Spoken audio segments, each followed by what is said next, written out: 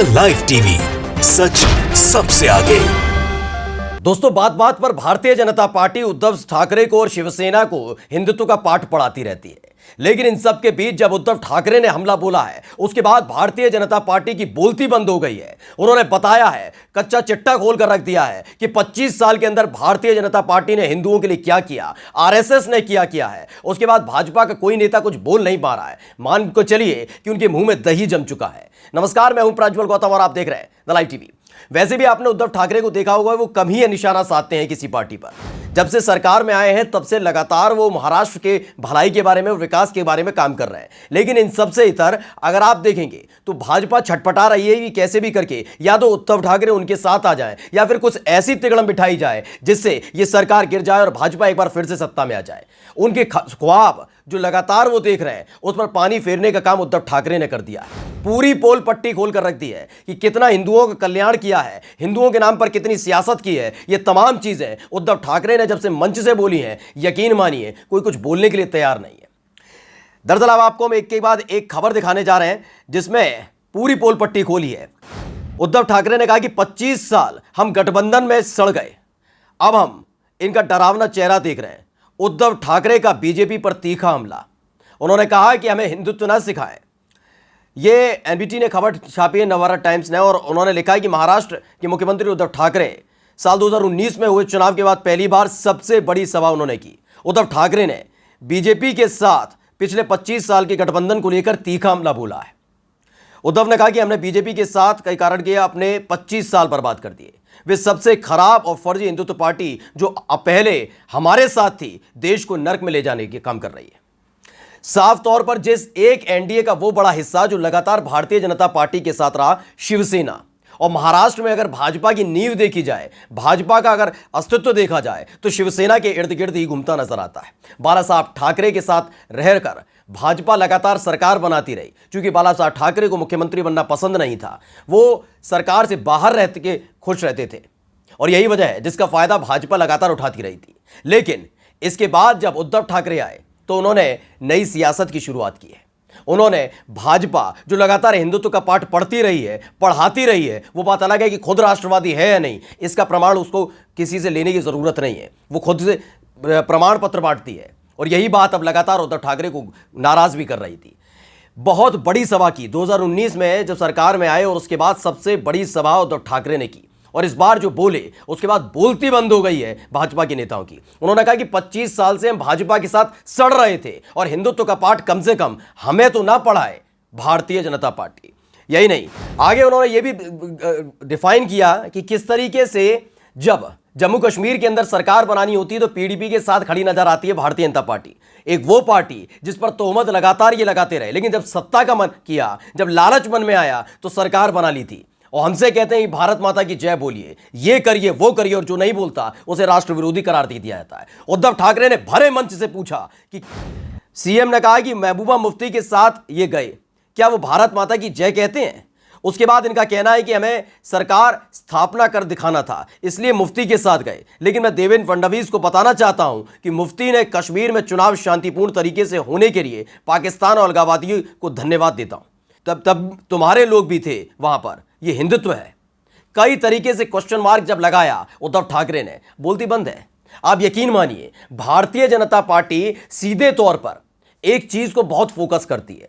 हिंदुत्व का ठेका उसे लेना है, धर्म का ठेका लेना है, राष्ट्रवाद का ठेका लेना है, ये तमाम चीजों का ठेका लेना है।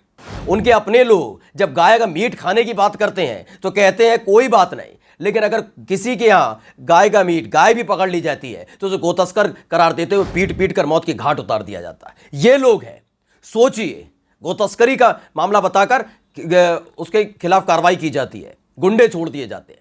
उद्धव ठाकरे ने एक एक करके निशाना साधा है, एक एक बताने जा रहे। क्योंकि महबूबा मुफ्ती के साथ जब सरकार बनाई तब तो उन्हें अच्छा लग रहा था, कह रहे थे कि हम तो एक बार जम्मू कश्मीर में सरकार बनाकर देखना चाहते थे। वैसे तो बहुत ज्यादा बताते हैं कि हम आदर्श के, उसूल के, नियमों के पक्के हैं, लेकिन सरकार बनाने के लिए आगे झुक गए थे महबूबा मुफ्ती के, जिन पर ये लगातार तोहमत लगाते रहे। एक और बात उन्होंने मंच से कही कि अगर भगवा टोपी पहनने से आप हिंदू बनते हैं तो फिर आरएसएस की टोपी काली क्यों है?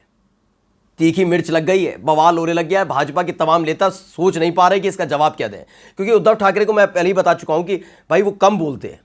उन्होंने आप 2019 के बाद से अब तक देखेंगे तो ज़्यादा वो इन सब चीज़ों में पढ़ते भी नहीं है। भाजपा के नेता लगातार उकसाने की कोशिश कर रहे थे, बदतमीजी बदसलूकी की जा रही, सब कुछ हो रहा था। तमाम तरह के आरोप उद्धव ठाकरे पर लगा गए कि कांग्रेस के साथ चली गई, बाला साहब ठाकरे के को धोखा देने का काम उद्धव ठाकरे ने किया, तमाम बातें बोली जा रही थी। लेकिन जब वो मंच पर खड़े होकर बोले, यकीन मानिए अभी तक एक बयान निकल कर नहीं आया। आरएसएस को आड़े हाथों लेते उन्हें सीधे पूछा है कि अगर भगवा टोपी पहनने से आप हिंदू बनते हैं तो आरएसएस की टोपी काली क्यों है, बता तो दो, सामने आओ। लेकिन नहीं बताएंगे। इन्हें सबको भगवा पहनाना है, भारत माता की जयकारी लगवाने, खुद नहीं करना। आरएसएस के मुख्यालय पर तिरंगा नहीं लहरता, इससे इन्हें कोई दिक्कत नहीं है, लेकिन आपको मदरसों में राष्ट्रगान भी करवाना है, जबरदस्ती तिरंगा भी फहराना है, जबकि वहां होता है ये होता है, लेकिन रियलिटी चेक करते रहना है। यह एक मुद्दा बनाए रखना है जिससे रोजगार की बात ना हो, अर्थव्यवस्था की बात ना हो। यही उद्धव ठाकरे ने कह दिया कि फंसाकर रखना चाहते हैं इसमें और देश को नरक में ले जा रहे हैं। एक के बाद एक जो हमले बोले हैं, इसमें एक हमला और जबरदस्त तरीके से बोला। उन्होंने साफ तौर पर कहा कि अगर दाऊद इब्राहिम भी, आप देख रहे होंगे न्यूज़पेपर की कटिंग भी है, इसमें लिखा हुआ है कि दाऊद इब्राहिम भी अगर भारतीय जनता पार्टी ज्वाइन कर ले तो उसे भी मिनिस्टर बना देंगे, उसे भी मिनिस्टर बना देंगे। वैसे भी कहा जाता है भाजपा के लिए कि ये पूरी की पूरी जो भाजपा है ये वॉशिंग पाउडर है, ये वॉशिंग मशीन की तरह धो देती है। राष्ट्र विरोधी होंगे तो राष्ट्रवादी बना देंगे आपको, जैसे ही भाजपा ज्वाइन करेंगे। ईडी आपके खिलाफ कुछ कार्रवाई नहीं करेगी। पश्चिम बंगाल जाकर देख लीजिए, शुभेंदु अधिकारी का नाम था, लेकिन आज उनके खिलाफ नहीं, ममता बनर्जी के तमाम मंत्रियों के खिलाफ उसी मामले में जांच चल रही है। ईडी तलब कर लेती है, लेकिन ईडी शुभेंदु अधिकारी को नहीं बुलाएगी क्योंकि वो भाजपा में जा चुके हैं। ये तमाम चीजें देखिए, और इसी को मुद्दा बनाकर जब उद्धव ठाकरे ने मंच से गर्जना की, जब वो गरजे तो समझ लीजिए एक भी ऐसा नेता नहीं है जो सामने आने के लिए तैयार हो। उन्होंने आगे लिखा है, देश की आजादी से आरएसएस का कोई लेना देना नहीं है, बीजेपी का हिंदुत्व झूठा है, हमें न सिखाएं। उन्होंने साफ तौर पर कह दिया है कि ये सब जो है ना, ये ड्रामा है, ढोंग है। ये बार बार हिंदुत्व की बात करते हैं। शिवसेना हिंदुत्व भी जानती है, उसके रास्ते पर चलना भी जानती है, धर्म की रक्षा करना भी जानती है, सरकार चलाना भी जानती है, राष्ट्रवाद भी जानती है। आप हमें मत सिखाइए। भाजपा का अस्तित्व अगर महाराष्ट्र के अंदर है तो वो शिवसेना के साथ रहा है, और जब से शिवसेना अलग हुई है तब से सत्ता से बेदखल हो गए। बिल्कुल वैसे ही जैसे पंजाब में हालात देख लीजिए। पंजाब में भारतीय जनता पार्टी का कोई वजूद ही नहीं है।